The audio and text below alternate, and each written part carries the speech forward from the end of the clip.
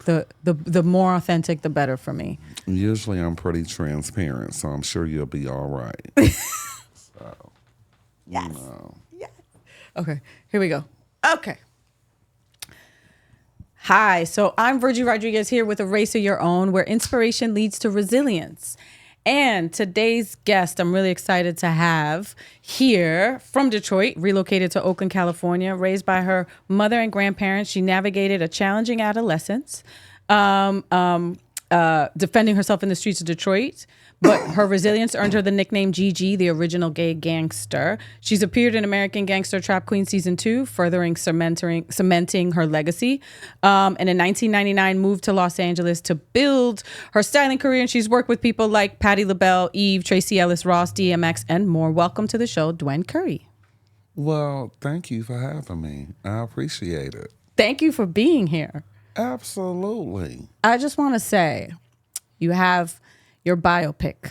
Yes. That has just premiered on BET Plus called Fighting to Be Me, the Dwen Curry story. Absolutely. And I saw it. I went to the premiere here in Los Angeles. And there's one thing that stood out. A friend of mine, came with me and we went. And there's this through line of proud. Yes. The people that were around you that were proud of you no matter what. And I just want to say, like, for me, that really kind of was the one thing that I took away from that it's like how important it is to have people around you that let you live in your authenticity.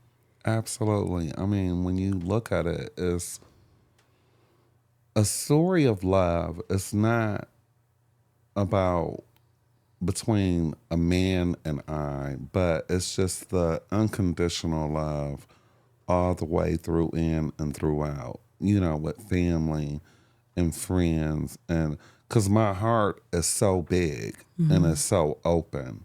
So, complete transparency.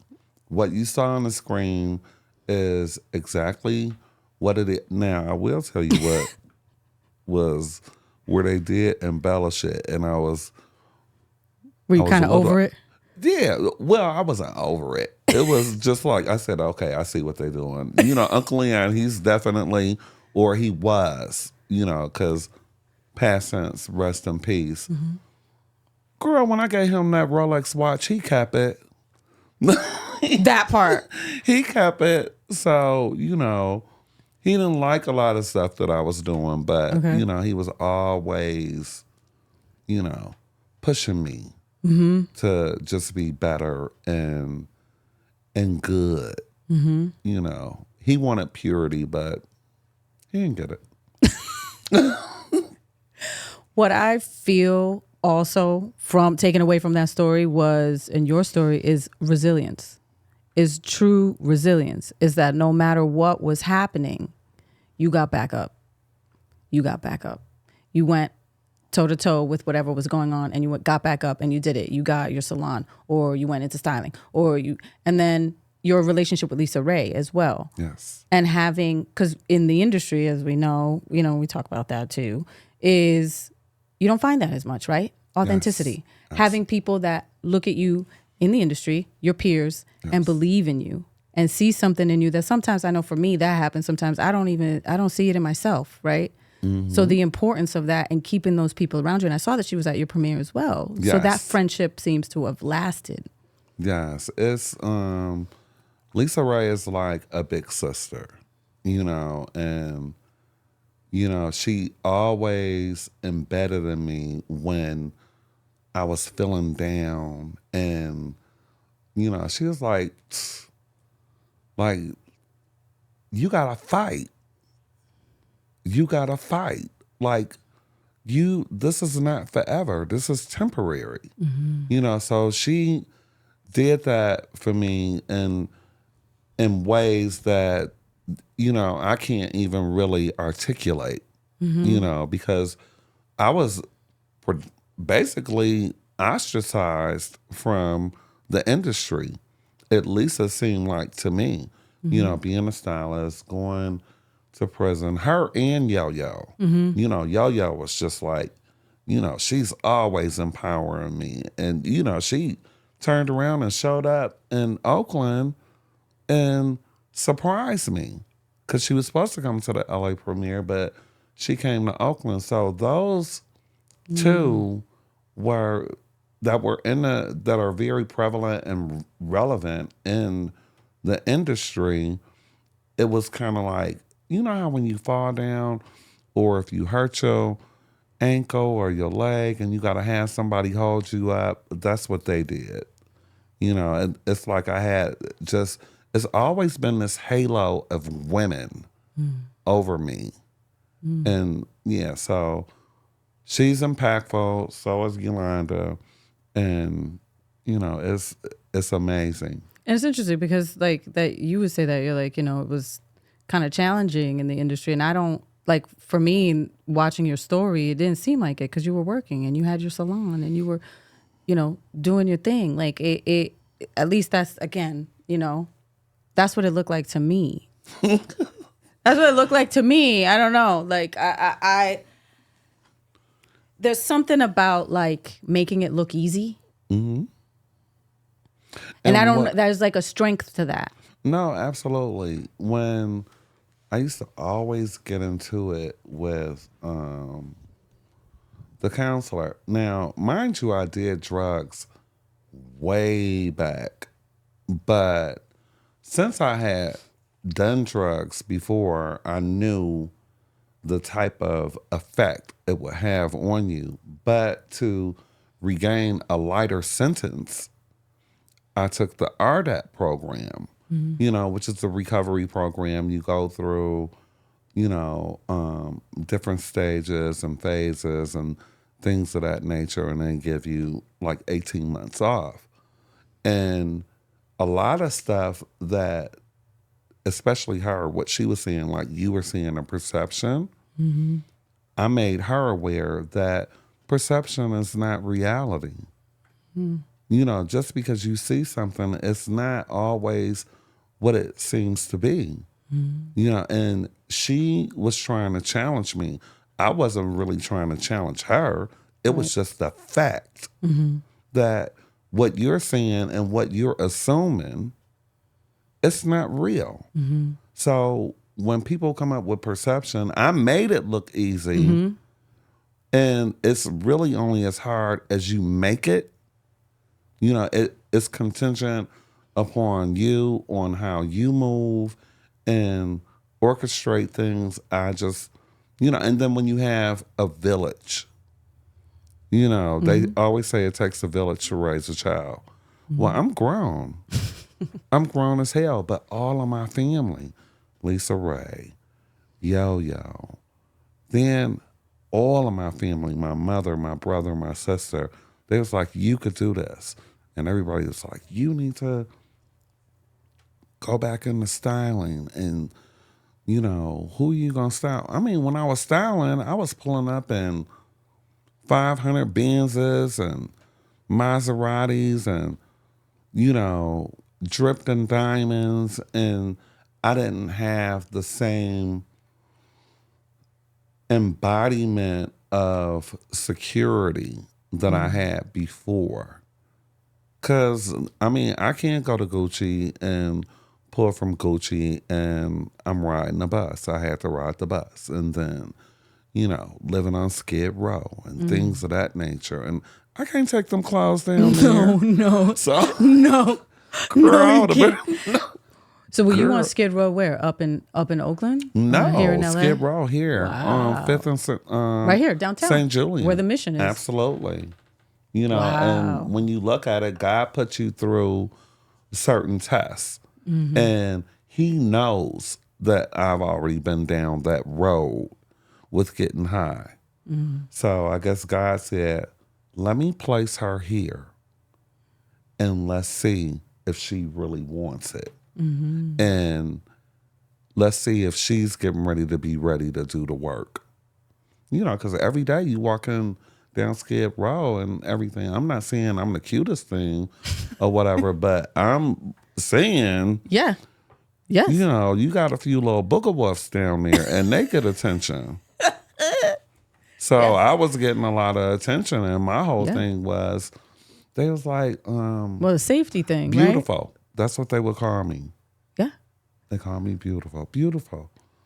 You sure you don't want? I said, look, you asked me one time before if I got high. I told you no.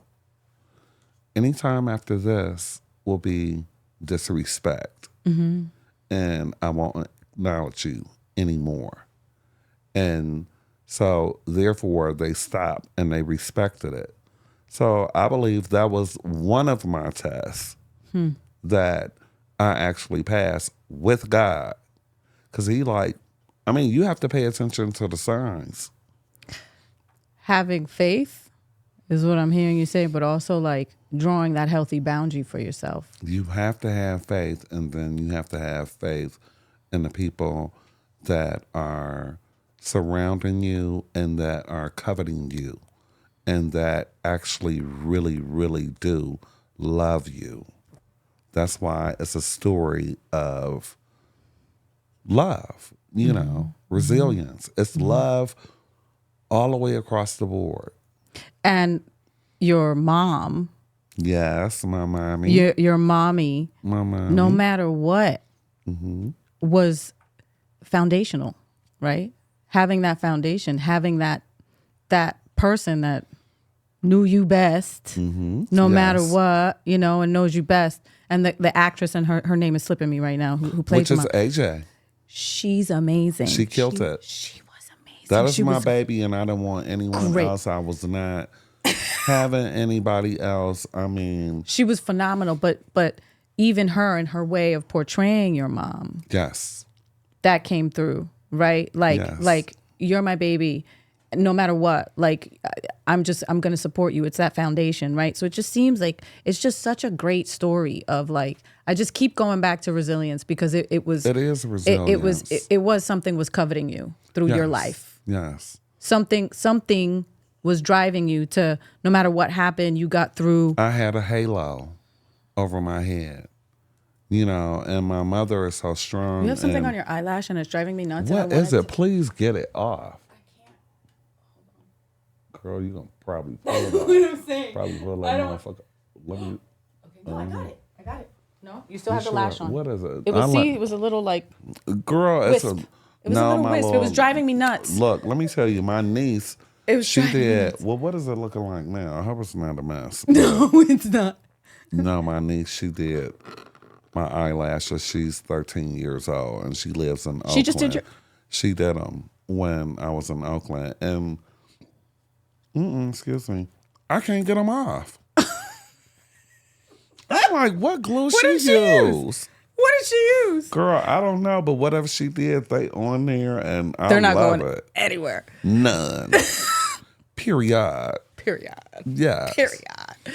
But your halo and just throughout your life, like your story, and what kind of drugs were you doing at the time? Like what? At that time, my friends and I, we would just really smoke weed, and we were like the average little 16, 17-year-olds, and we would, at that time, I guess what they call now ecstasy, we would do mescaline, which that was just kind of like a little recreational, but what took me down was crack. And when it came down to that, and this is so crazy because when you think about it, I'm like, oh, okay, well, one of my friends, she had went to New York. She came back. She was like, it's this new thing that's going on.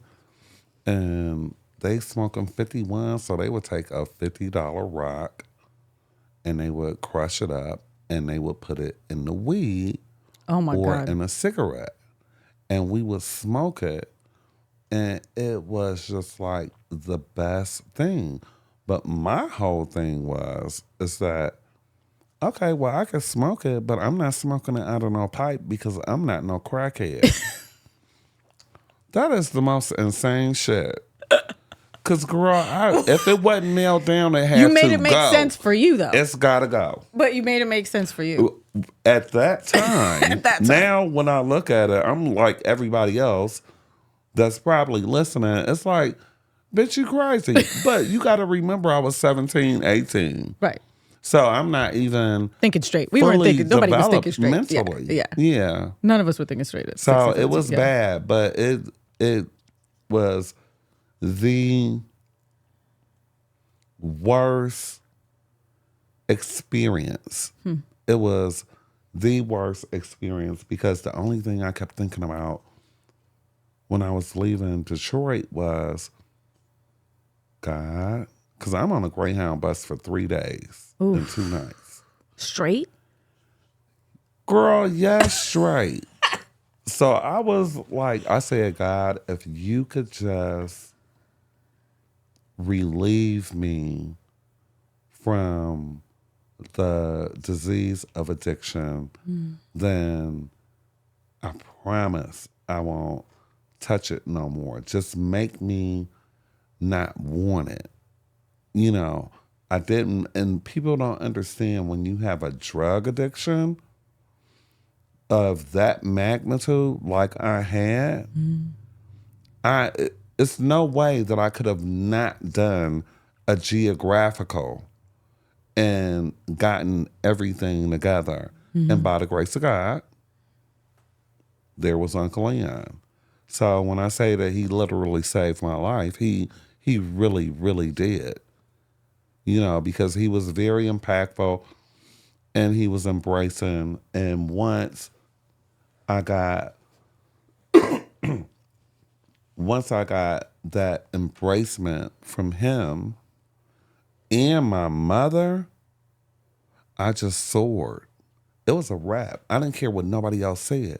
It didn't matter. My mother accepts me because my whole thing is I would be denounced. You know, that's anybody that's coming out and they're dealing with their sexuality because they don't know the chain of events. They don't know the direction on how people will sit up there and accept you. You were still a teenager at that time, right? Well, pretty much I was. I mean, I've always known from knee high, you know, in kindergarten. I've always known. But when you get that type of acceptance from the ones that are the most important to you, then it's great. And then having money after I got to be really coming into my whole self, that helps a lot. Right. You know, because can't nobody say shit because now you got to come to me and you need some money. So what you got to say? And I keep hearing like unstoppable. Unstoppable. There's something about being unstoppable, right? And so you come across now having cash, right? Now having this money and now having like building up this confidence. So now you have your family that supports you and now the external world is showing you too, like, hey, Dwen, we see you. And then having people like Butchie inside of the film telling me, you know, and Delon and I, we were talking about this earlier because we did an interview and I was speaking to the interviewer and I was actually telling him that, you know, we always said, or he always told me that I was fierce, that I was fabulous, that I was beautiful. And then he said, bitch, fuck it. You are everything. That part. And so in that love thyself mirror, which I looked at it every day before I went out, and I was just like, I would say it. And now I believe it. I'm sure y'all could tell. But no. Can't tell at all. Not at all. Yeah. But I was going to say self-love, like that journey to self, like no matter how many people are outside of you telling you, I see this in you. If you don't see it for yourself, you know, and the importance, you keep saying God, you keep going back to God. You keep going back to, you knew there was something in you. Yes. That it's like it's hard to explain. You can't put it in words because when you're driven, there's a purpose. Right. I talk a lot about purpose. Right. Exactly. And when you step into your purpose, right, Nobody's gonna stop you. People, I mean, I feel so sad for the people that does not have support. You know, I had the support. It was just strictly unconditional love. And whatever they needed to do in order to make sure Eddie or Dwen was okay, then they made sure they did it, especially my mother. She is a renegade. A mother's love. Oh yeah, it's nothing like A it. mother's love. And then to be able to do a biopic, I'm still alive, and she's alive, and my sister and brother. That's amazing, because a lot of times people get their flowers when they've passed on, and they have been here to be a testimony in this story. You know, my little sister, she's so elated. I don't think we talked this much ever before. But I love it though. Yeah. Because she's proud, and my mother is extremely proud. She's talking about, if I'm gonna send out flyers, I want people to quit calling me. I said, Mommy, this is what you asked for. Right. Like, we just gotta ride the wave. You know, it's the truth. We telling the truth, and it's good. You're a team. You did it together. No, well, shit, Right? she In did that it sense? first. She a renegade. You know, when it comes down to it, you know, Right. if it was not for her, I wouldn't be who I am. Right. And then with my grandparents, you know, embellishing all the elements of knowing how to eat a steak, knowing when to speak. You know, a lot of people don't know how to eat a steak and things of that nature. They just don't really know etiquette too well. But them being from the South and where they came from, and for them to come about with that type of elegance and steal that into the family throughout the family tree, I mean, it's a blessing. I couldn't even somebody asked me one time, this one interview, it was so funny. He said, "What's your survival food?" or something like that. And I was like, "Well, what do you?" He said, "Well, what did you eat?" He said, "Well, you know, when you younger and you poor and you don't really have nothing too much that you're gonna eat." And I'm like, That's a weird okay, question. so what else? No, I mean, I thought it was weird too. That's a weird question. And I said, well, you know, I listen to Kendrick Lamar, which is funny. Yeah. And he said, I remember peanut butter sandwiches or honey something. I don't know. But I didn't like none of that shit. Right. Because every Sunday we had dinner. Proper. So my grandfather was a professional chef. So we had steaks or baked chicken, or he might even throw some lobster. So I'm like, Nice. yeah, we lived in the ghetto, but We ate well. we ate real good. That's probably why I eat less now. So, but yeah. Yeah. I mean, seems like, because listening to you and listening to your story and like having the people around you, that you were able to just be yourself and come out to your mom. Yeah. You know, the way you did. It's like when I was in college, I had a lot of friends that came out to me. Oh, good. Because they couldn't come out to their parents. Because you that girl. You I are guess. that girl where, I don't know. you know, you have that comfort. Because I have girlfriends that are like that too. Yeah. But when you have that sort of nurturing, Yeah. and we feel like it's okay, then we will confide in you. Because I had girlfriends like that, and you guys would just embrace us. Yeah. The motherly. Yeah, Like the but motherly, you didn't yeah. know it was motherly. No. And I was in You was college. just not, exactly. I didn't know. I was like, go ahead. Okay. I'm And gonna they be. loved it, though. Yeah, no. Yeah. So I would play the parent that was like mad. And then I'd play the parent that was like accepting. Right, So right. both. No, Like, get and out the that's what we house. You know, like, like we yeah. would do extremes, No, you know. definitely. And My girlfriends called me on my shit, like you're saying. You know, it's like, okay, I understand, but check this out.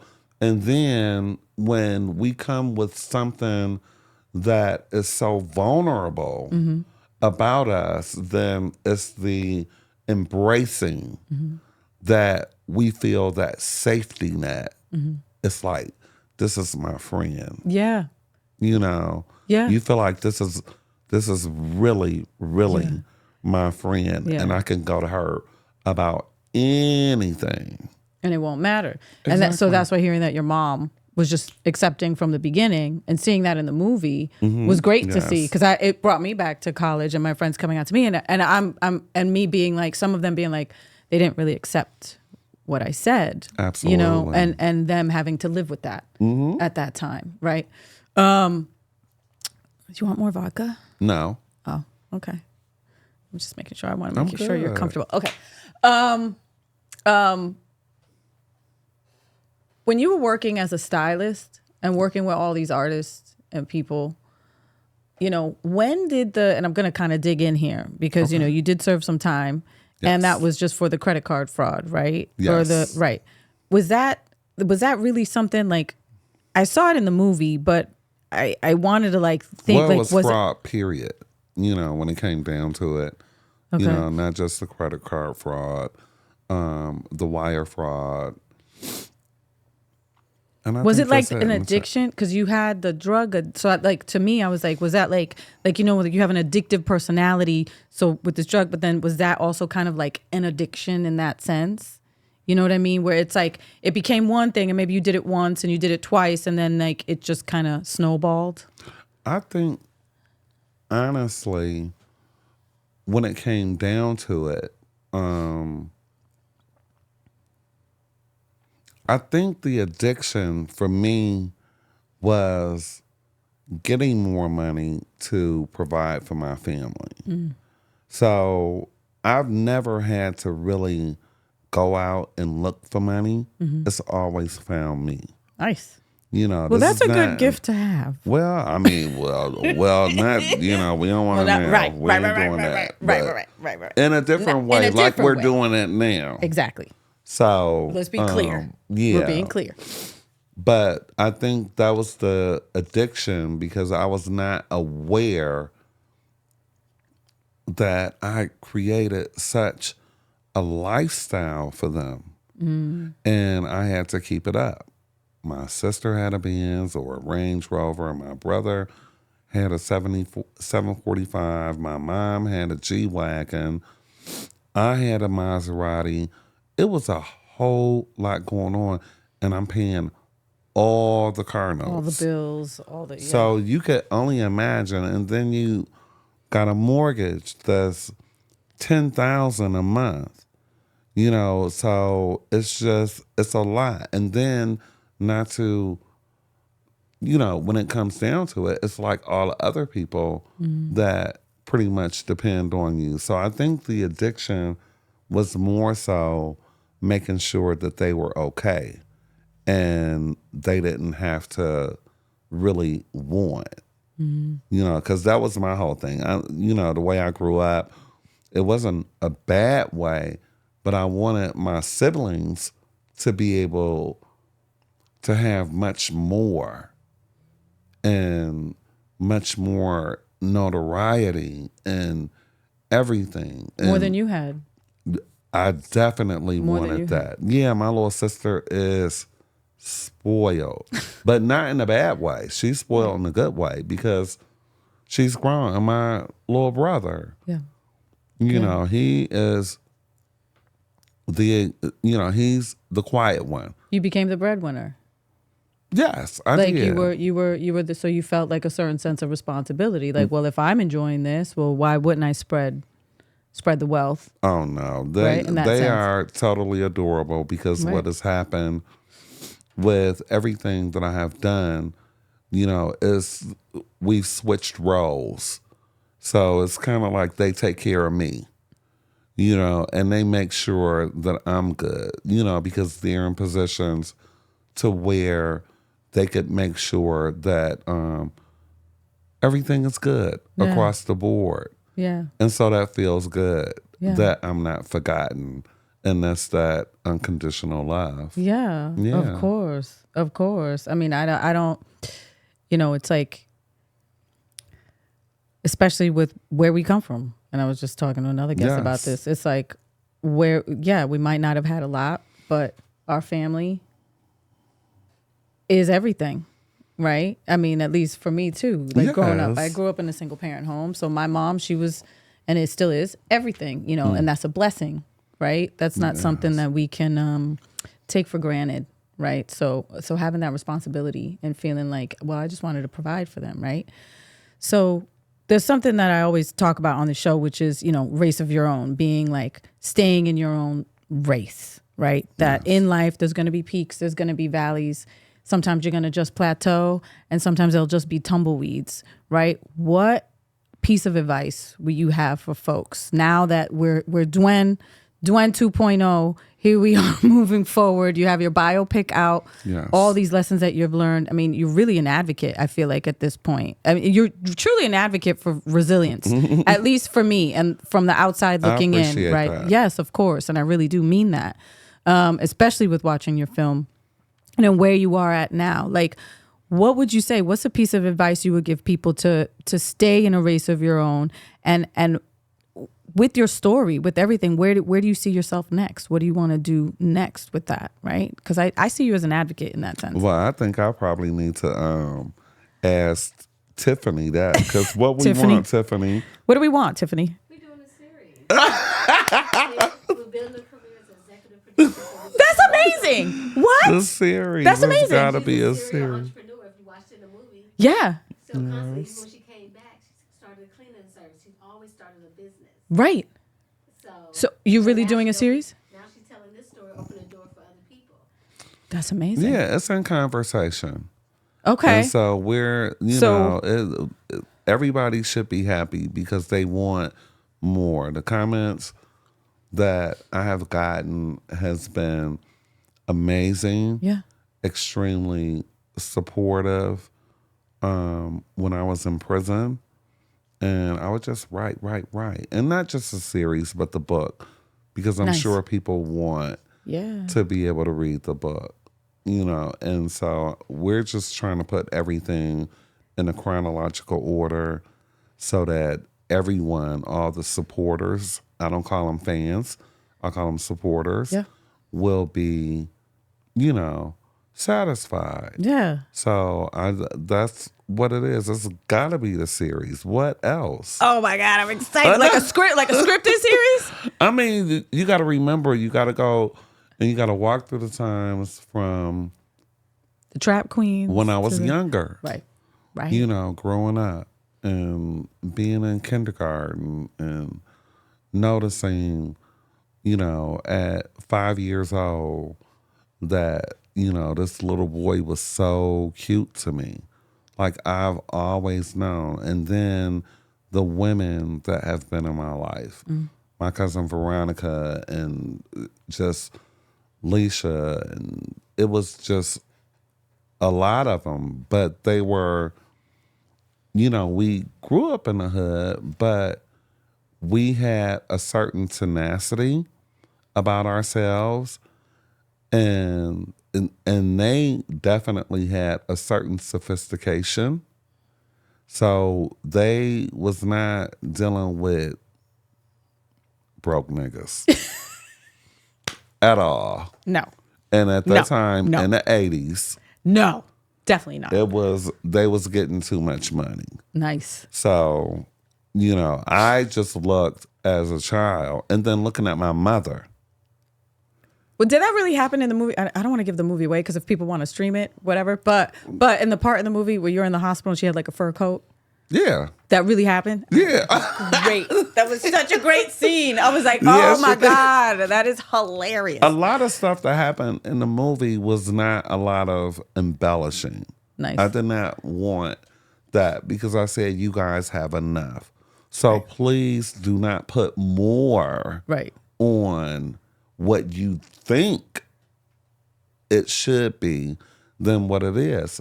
Just leave the truth. Yeah. And I think that's why a lot of people really enjoy the movie, because it's very transparent and it's honest, and you can't make this shit up. It's authentic. Yeah, you can't make it up. It shines through, and you're authentic. And I think that's why people resonate with you. And I think a lot of people just not just one audience, right? Like the point is, what I got from the film, was that any audience can watch this movie and take something away. I think that's the point, right? That's the point of your story. It's like, no matter what walk of life, where you're coming from, where you grew up, what you went through, there's something in your story that I think almost anybody can resonate with. I think for me, especially when it comes to a heterosexual man, they get a chance to see a different side of our community. Mm-hmm. And, because I am gangster. Mm-hmm. I mean, you're a gangster. Look at what you're doing now. Just because... I appreciate that. No, you are, because you hustling. This is like, hustle. Yeah. You moving around. Just because I say gangster, that doesn't necessarily mean that you some crime boss or, you running around and you selling drugs. I mean, Tiffany is she's a gangster. Right. Oh, she a real gangster. She's a real one. You could tell. We don't. She got the shades off. She has not taken the shades off. Not taking the shades off. Right. But no, I mean, everybody is, they're gangster in their own type of way. People just have this fixation in their head on some negative connotation. Right. That a gangster is somebody that's bad. No. I mean, and then the guys, when it comes down to it, what I wanted people to see is how blended I was with not just my community, but with all communities. I could step and walk and reach all different walks of life and be in any room. I know how to dap. Right. Now, if we going to Uncle Lulu's right. picnic, right. and Cousin TT and them is going to be there, then I know how to be ghetto. Right. But if we get ready to do a political party, then I know how to be polite. Right. Very pristine. And what do they call it? Very demure. Very mindful. I've always been demure and mindful. Yes. So. Yes. Yeah. And I think that's, again, that's something within. That must have been something like your mom and your family instilled in you, right? Manners. It's the root. I mean, It's the roots. Just where we came from, when it comes down to just knowing how to be able to set a table and, knowing how to be able, like I said earlier, to eat a proper steak. Right. And those type of things really, really matter. Like, don't use your fists like this and you cutting that steak like a fucking caveman.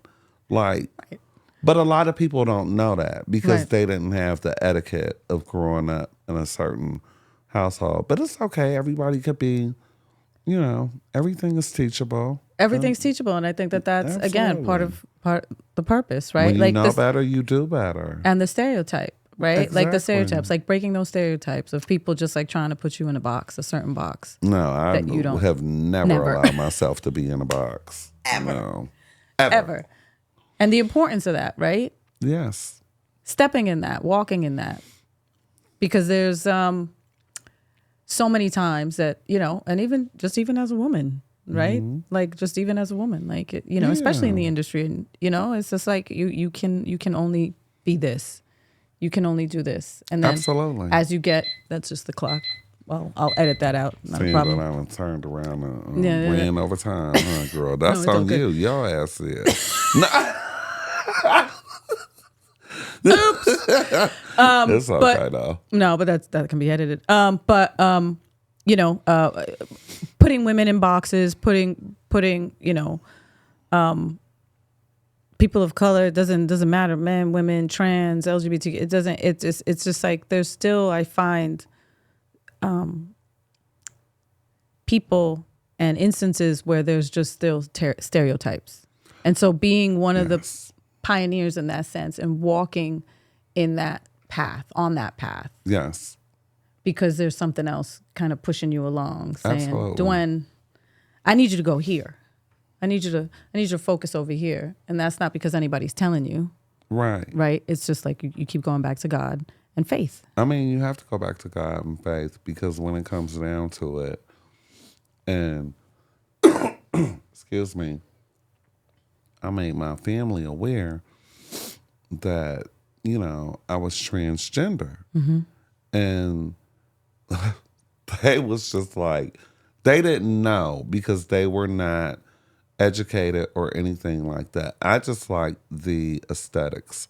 So the estrogen and the spirolactone, I like that, but I'm still going to continuously be Dwen. But when you start taking hormone regimen and is inducting more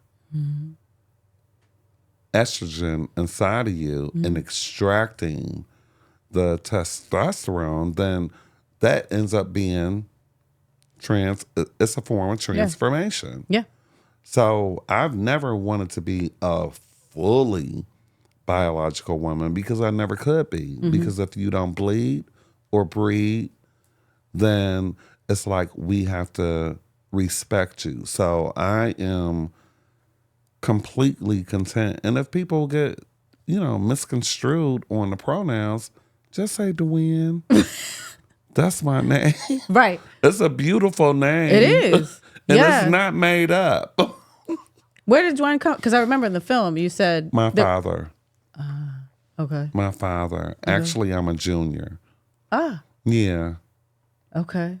So Dwen was Curry Curry was the last name too? Your father's Yes. last name too? Okay. Yes. Okay. Dwen Curry. Wow. And so, I just kind of like removed I the like that junior name. or whatever. But, right. It's original. I mean, Yeah. as original as it is, Yeah. then you see how original the story is. Right. So if you can't remember the name, then just think about Gone with the Wind, or The Wind is Blowing. Oh, the wind is high today. I That's like me, that. the wind. I love that. Yeah. I love that. The wind, gone with the wind, Dwen with the Right. wind. I love that. Thank you so much for being here. Absolutely. I love that you just took some time out to come here because I know you're busy right now with the film and interviews and Yeah, running all Tiffany over the keep place. throwing it on me, but it's okay. But we love Tiffany. We love Tiffany. I love her She to keeps you death, busy. too. She keeps you busy. Girl, I was taking me a disco nap, and honey, she was like, you got to interview at 6, and I'm like, You're like, that's right, I do. But I appreciate you just making some time and speaking with us, and I'd love to have you back. And whenever you want. I mean, hello. I could have you back every week if I wanted to. Anyway. Don't be greedy. Hello.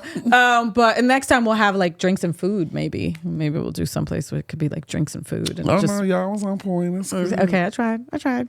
But thank you so much, Dwen. Thanks to my cute little, I don't know what he is over there with them. Our Essex. editor, Dennis.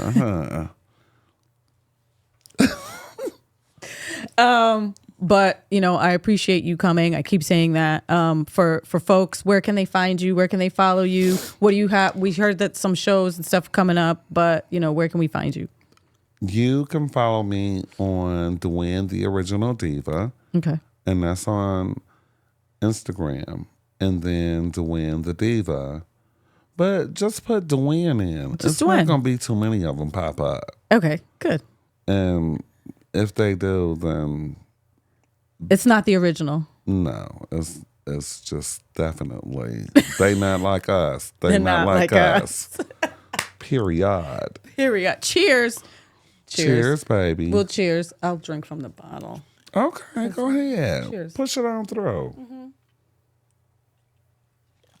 Some Stoli. Why not? Okay. It's a Friday night. It is. Enjoy yourself. You know what I mean? You have to enjoy yourself. You have to. You got to. I mean, look, being locked up and everything and just being free and you sitting here doing what you doing, and a lot of people don't have that luxury. Mm. So you have to embody that. Mm. You have to embody everything that you're doing. It's like a lot of times we want to sit up there and complain about certain stuff, but you know, when you look at it, you've got a good life. Yeah, and you're pretty. Aw, So, Dwen, yeah, likewise. beautiful. Thank you. Beautiful, inside and out, for real. Yes, you as well. I really do mean that. Mirror, you know. mirror on the wall. Who's the Fairest of them all. You are fierce. You are fierce. You are fabulous. You are fabulous. You are beautiful. You are beautiful. Bitch, you are everything. Bitch, you are everything. I live for Dwen. Dwen, thank you so much. Thank you so much. I want to hang out with you like every day. Anyway, we're gonna catch that movie. We're gonna stream that movie. I can't wait to see BET Plus. BET Plus. And then Fighting to Be Me. Megamind Media. It's on Prime too. It's on Amazon Prime It's on too. Amazon Prime. Okay. Megamind Media. You know, shout out to Tressa Smallwood. Shout out to Judge Mathis. I was gonna say, let's touch on Judge Mathis. Kristen. Shout out to Delise. Jill Hunt. You know, and all the cast. You know, when it comes down to it with Greg Mathis, DeLine, everyone playing me, just this is what they did. Mm-hmm. And they brought together such a great project. And this could have been a hit or miss. So I just want to say, Tressa, I love you so much. And Delise, I love you. And Judge Mathis, I love you. I appreciate everything. And BET Plus. But the ones that really believed in me, that Tressa and Delise, definitely Delise. Definitely Delise. We love you, Delise. She was not playing. Yeah. Delise was not playing. And I'm really happy for her. I mean, as much as, you know, I'm happy for you too, but I'm happy for her that you guys have this partnership and have kind of created this piece of work. She know I FaceTime her in a heartbeat. She be so mad at me. She's like, Dwen, are you serious with the FaceTime? And I'm like, I am. Pick up. Hi. You know? Hello. And she's like, ugh. She's like, okay, hi. You know. I get that way with FaceTime too. Yeah. It's not always fun times, but I don't care if I got my bonnet on or what. Girl, I will FaceTime pick up the you FaceTime. In a heartbeat. Because they know what to do. Right. It'll get real cute. Right. It'll get cute. Real cute. I mean, sure. That part. I mean, I'm sure Beyonce has a bonnet on sometimes when they FaceTime her. Of course. There's got to be at times. For sure. Thank you so much for being here. I so appreciate you. Tiffany, thank you for making it happen too. And I am Virgie Rodriguez here with A Race of Your Own. Please leave us your comments. Let us know. You got some questions for Dwen. Stream Fighting to Be Me, the Dwen Curry story on BET Plus. And peace. Peace.